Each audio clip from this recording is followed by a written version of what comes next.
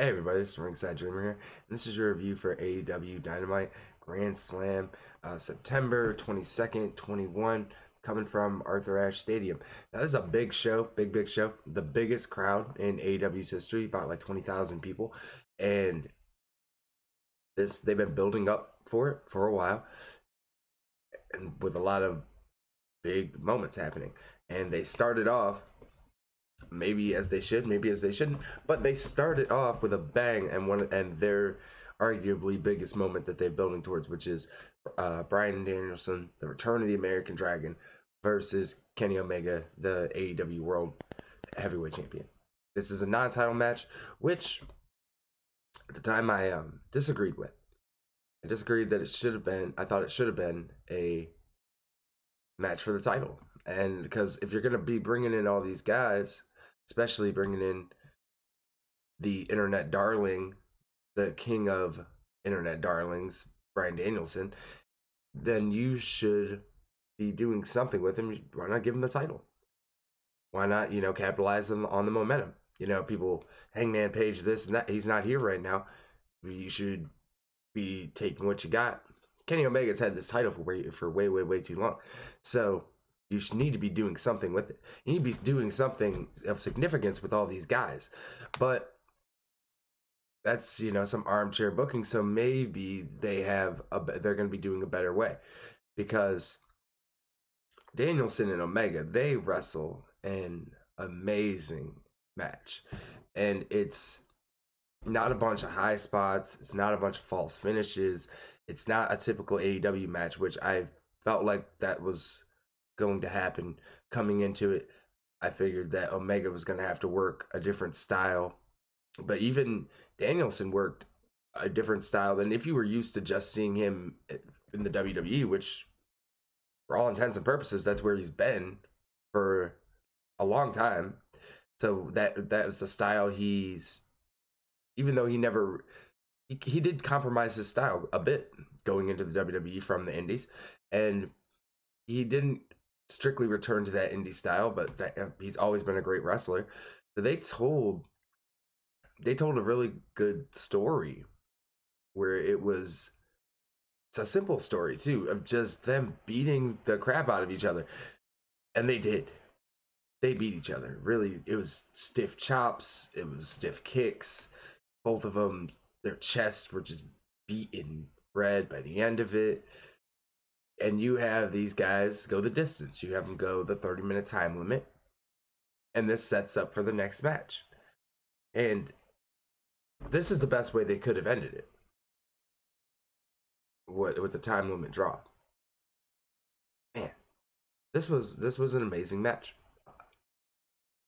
And I like that it was so high impact, but they didn't have to do too many insane things. Now, my favorite spot was when they did a V trigger, Kenny Omega running down the ramp and hits the V trigger through the ropes, and it looks devastating, and the crowd buys into it. The crowd was going crazy for this entire match. They didn't sit down, and these guys put on a clinic.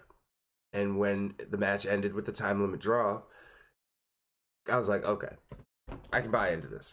I'm ready for their next match to be a title match, and for whatever they want to go. Because I was like, man, these guys could still go, I bet. And then the Elite come out, the Super Elite come out, triple super kick. I wish that they wouldn't have came out. At least they wouldn't have came out so quickly. I wish that Danielson and Omega could have had a moment after the match to really like relish what they had just done, and the amazing match they just put on. But that is one thing I will say to this show's detriment, is it did feel rushed at times. Not all the time, but there were certain points where, maybe during the ends of matches, during entrances of matches, where I was like, did they really have to free up all this time for Cody Rhodes and his elaborate entrance? Ooh, wait, I'll get to that. I will get to that. But it was a good match. It was a great match and a great way to open the show. And I was like, man, how are they going to follow that? And they followed it with the Punk's promo. And I was like, oh, that's the perfect way to follow it. because the crowd's hot for Punk, obviously. And I just want to take a second to say, like, the arena, everything looks really great. How they set up the LED floor, and the crowd is amazing. It's a packed house, and just what AEW did tonight aesthetically was very pleasing and very good. And Punk comes out, and I'm glad that Punk, even though he's still a bit happy-go-lucky and on his love tour, I'm glad he's starting to slowly work some other character points in there with working with Team Taz, and just actually starting to build up his own character, and then with working with these young talents is going to be really amazing. I'm excited to see what they do on Rampage, him and Hobbs. I'm here for it. Punk is looking like old man Logan, and he's got to teach these young kids some lessons, I guess. And he's got to get ready. He's got to get ready. Got to get limber for him versus Sting. After that was MJF versus Bryan Pillman Jr. Now, this match was okay. It was definitely a showcase for MJF, and MJF is a future world champion for AEW and probably multiple other companies. But I just expected a little bit more out of it. Maybe I expected too much. I just recently watched the Dark Side of the Ring episode with Bryan Pillman as the focus, and Bryan Pillman Jr.'s story was really great, and it resonated with me, and I related to it. But you could tell that he's still a bit green in the ring, and he just doesn't have the energy. He doesn't, MJF. Bryan Pillman Jr. may have the name, but he doesn't have that it factor that Bryan Pillman had in his prime. He may come into his own, but it was not his night. And MJF gets with the salt of the earth.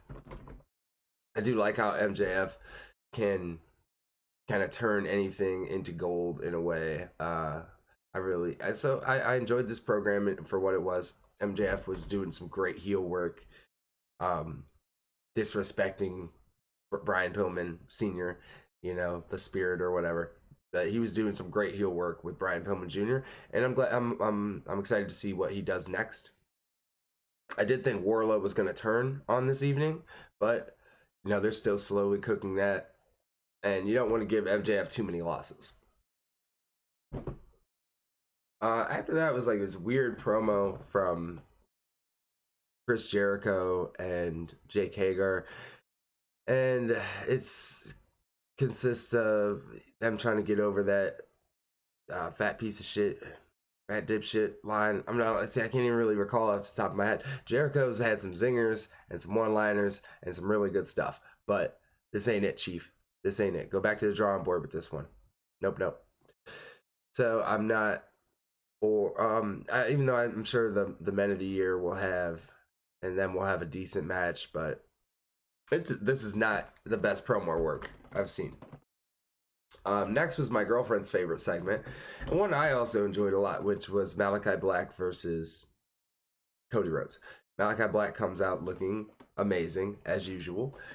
And you have Cody Rhodes coming out looking like Homelander. And I thought to myself, man, this is perfect. And I was telling I was like, wow, because she had just started watching AEW, but the crowd is going crazy. They're booing Cody Rhodes like crazy. And I was like, man, he is really like Homelander, because he thinks in his head, he thinks he's like the ultimate good guy. He thinks he's the biggest babyface, when in reality and in the audience's mind, he is the biggest heel. Like, he's a piece of trash. Like, nobody wants to see him. And in New York this night, it was the House of Black indeed, because wow, they disrespected Cody Rhodes. They disrespected Cody Rhodes. They disrespected his manager. His legendary manager barely got a pop. His returning from pregnancy wife barely got a pop, all because of his suck, his orbit of suck, pretty much like gets everything else into it and makes it less fun and less enjoyable. Like Cody Rhodes was like, how could anybody see Cody as a babyface? Just from his look, his mannerisms, to the fact that he is already basically a part timer, to the fact that he's not really there for AEW, and what he just expects to come in and dominate on Malakai Black. Malakai Black should have just destroyed him again. I'm a firm believer of that. I think that's how this should have went. And I think it would have even been funnier because like it should have been like a babyface thing where he was trying to get beat up and then like with the crowd just booing. So that would have been great. That would have been great. But no, instead they have this really weird ending where Arn hops on the apron, falls off because he botches it, falls off, hops back on. Like just like everyone's like, it's so slow and plotting, like you already kind of know what's gonna happen. He's standing on the apron. Cody hits him. Malakai Black's over on the side under the ring. Cody hits him. They have like this little argument between him and Arn. And then they go back in the ring. He grabs Malakai, and then he like Cody pie faces the ref, and I'm like, hold on, what? Like what? And then he gets misted, but he doesn't actually get misted. It like hits his chest and his chin. He doesn't really get into the eyes. And I'm like, what is this? What is going on here? When did this all turn to a horrible mess? So something I was kind of enjoying, mainly for the fact that Cody Rhodes and his entire family were getting booed, turned into a giant schmoz. And I was like, why can't Cody just lose clean? Cody Rhodes is the John Cena of AEW. He is the Triple H circa Reign of Terror. Even without the title, like everything has to revolve around him.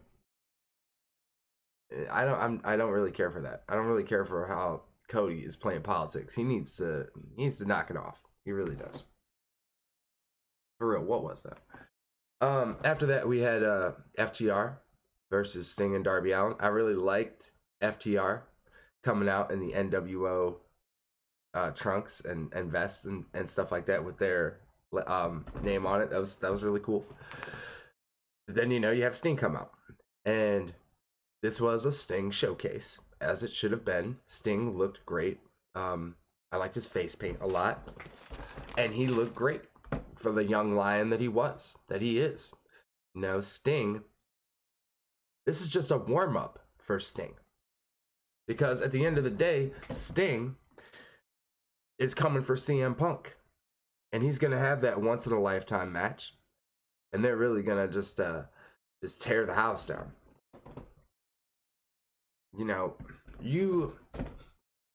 All seriousness, you can't have a legend like that and not feature him from time to time.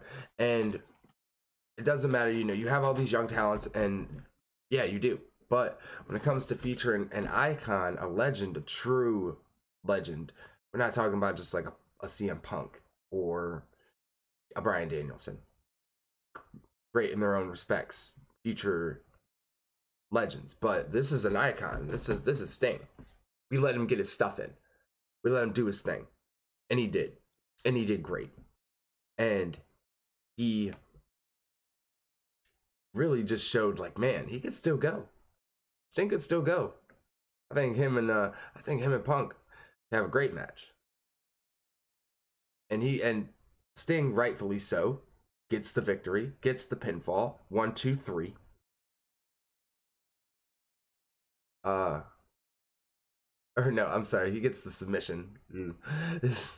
But Sting wins. Sting gets it. He's the icon.